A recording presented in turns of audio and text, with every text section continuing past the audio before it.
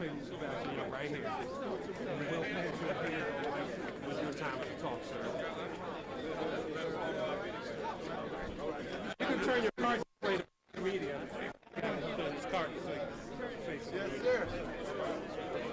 Yeah, how you feeling? Jones, all my speakers, come down, please, on both sides. He's doing good. This way. Yes, sir. Yes, sir. You good? Okay.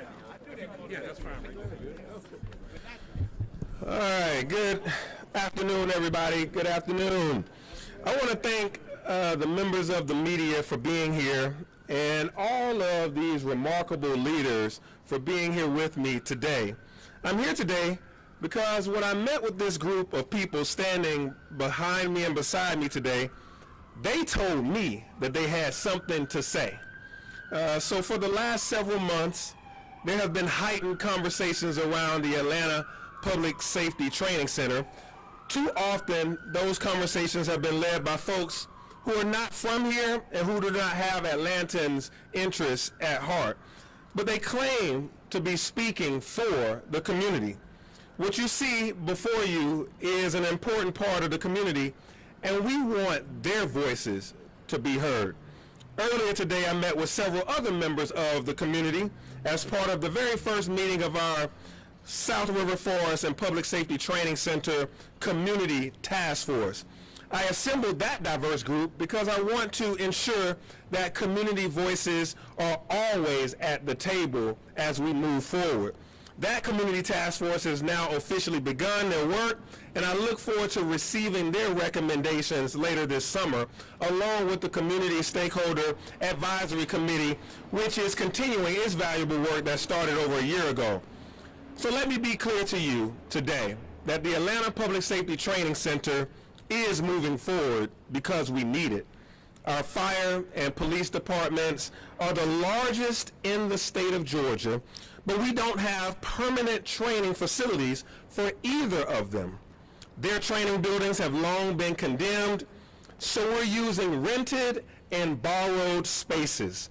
Our firefighters are learning to drive those ladder trucks on our city streets at night when they hope no one will be around. Our police officers are doing laps in hallways at our rented space in Atlanta Metropolitan State College. That is simply not acceptable for Atlanta. As residents of this city, we should expect that our public safety personnel has the highest level of training to serve us. This has been one of the most highly scrutinized projects in our city. It was put before the elected members of the Atlanta City Council, and it was approved by a supermajority vote. It was put through a year's worth of review by the DeKalb County Department of Planning and Sustainability, and it was approved.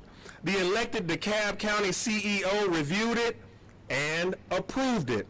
The Georgia Department of Natural Resources Environmental Protection Division also approved it. A challenge to the project was turned back by a Fulton County judge, and the project was approved. And just last week, the DeKalb County Zoning Board of Appeals voted unanimously to affirm the construction permits.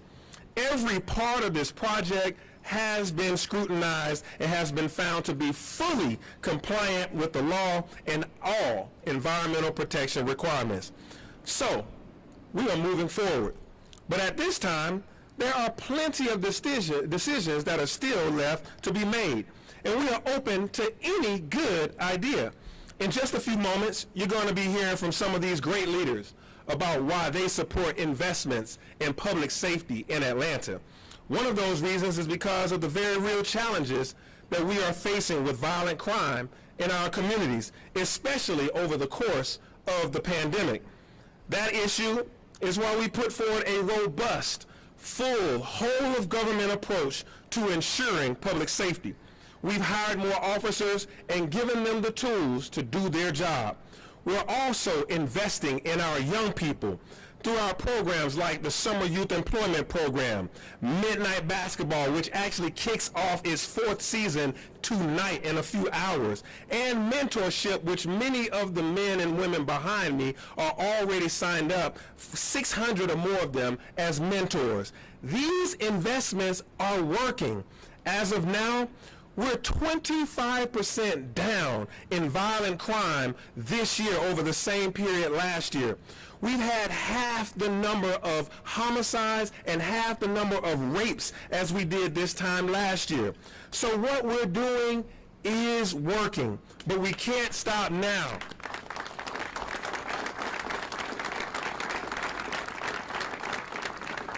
Atlantans deserve highly trained police and fire personnel, because when something does happen, we want to make sure that they are ready and able to address it.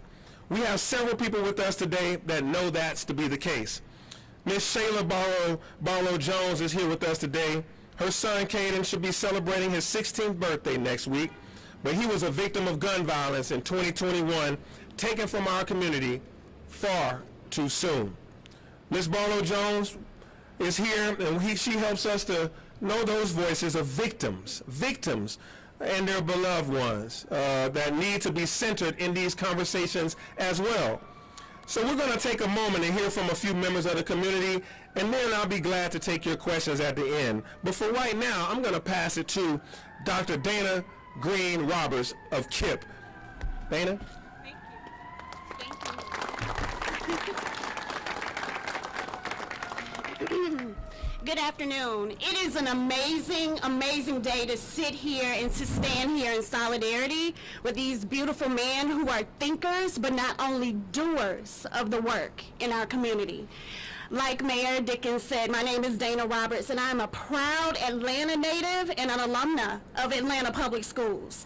As a 20-plus year educator, it is with an open mind, a grateful heart, and planted feet that I stand in solidarity with Mayor Dickens, Ambassador Young, the Just Brothers, and our other community leaders here today. Unfortunately, I know all too well the impact of gun violence on our youth and broader community. I believe that providing a joyful, excellent academic experience in our schools is only one part of a holistic approach in education and personal safety. Stopping gun violence is a collective effort that involves addressing housing, health care, livable wages, and quality education. I believe that every single one of my educator colleagues has a pure and sincere commitment to work together in principle and in practice to keep the children of Atlanta safe.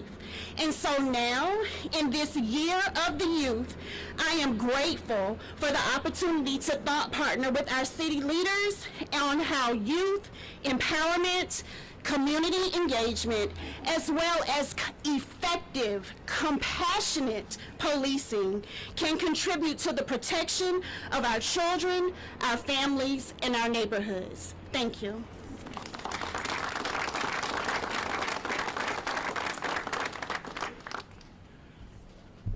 Good afternoon. I'm Milton Jones, and I too was born and grew up here in the city of Atlanta. And it's been my pride to represent the city in other parts of the country and the world, but it's always been home. It's where we've raised our children, where our grandchildren are growing up. But we know that to have a great quality of life and to be the great city we say we want to be and have to be and are, we have to continue to invest in the growth and development of our city. And that includes growth and development of the training facilities for our first responders and police officers. You know, there are a lot of different things that have been said, a lot of myths floating about, but I represent a lot of business people here, members of the 100 Black Men of Atlanta, of the Atlanta Business League, of the Just Brothers organization. And one thing as business people we know is that we have to deal with facts, not myths.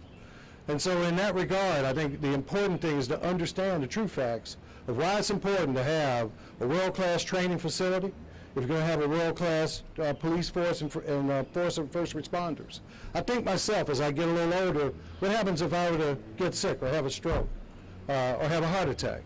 I'd hope it doesn't happen. But if it did, I know that people from the fire department are trained to make me better.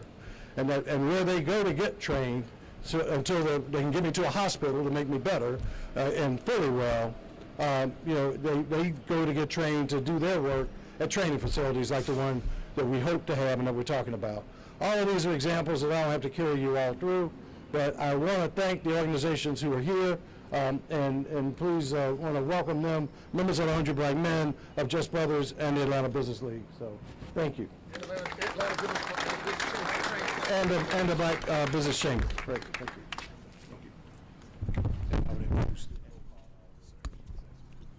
Thank you very much. When I was elected mayor back in 1981, Atlanta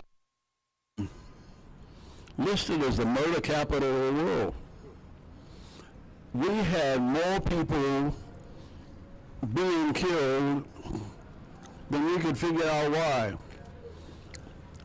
We were just coming out of the missing and murdered children. So that, plus the fact that we were just a city that had just reached 1 million people. Now we're a city that's going beyond 7 million people. So what we found when we looked into the crime coming in, the murder rate, it was basically a drug war between Chicago, Detroit, and Miami. And we were in the middle of it. I say that to say that crime is an international phenomenon. We have the world's busiest airport. It functions very well, but every time I go through there, I realize that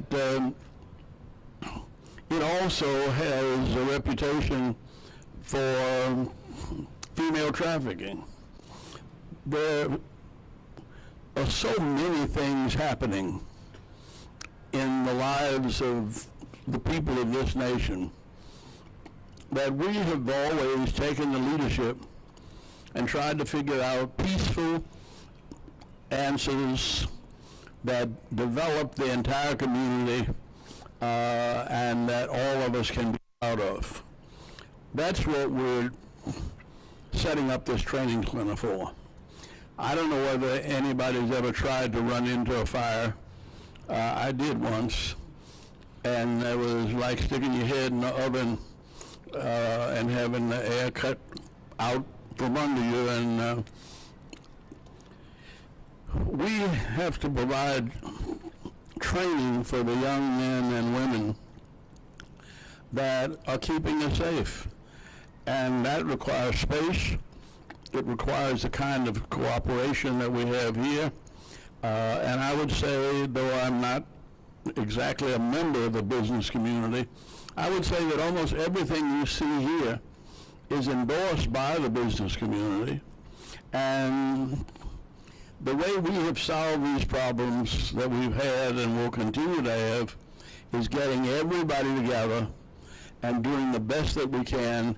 And I'm very, very proud of Mayor Dickens for one, growing up in this city and making us proud at Gene Childs Young Middle School, Benjamin Mays High School, Georgia Tech Institute of Technology, and the Andrew Young School of Public Policy at Georgia State. So that's right. we got leadership here, and that leadership has support. And we want the support from the entire nation.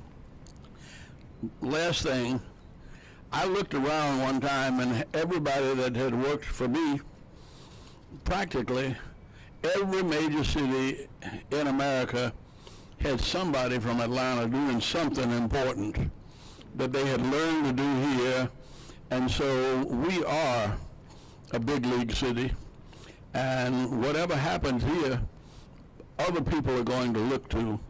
And I think this is one thing that's on the right track, preparing to meet whatever institutions and whatever problems reads and comes to us with.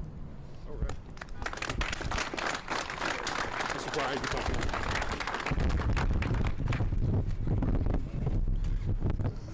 Good afternoon, everybody. I'm John Bryan of Operation Hope. I want to first and foremost thank God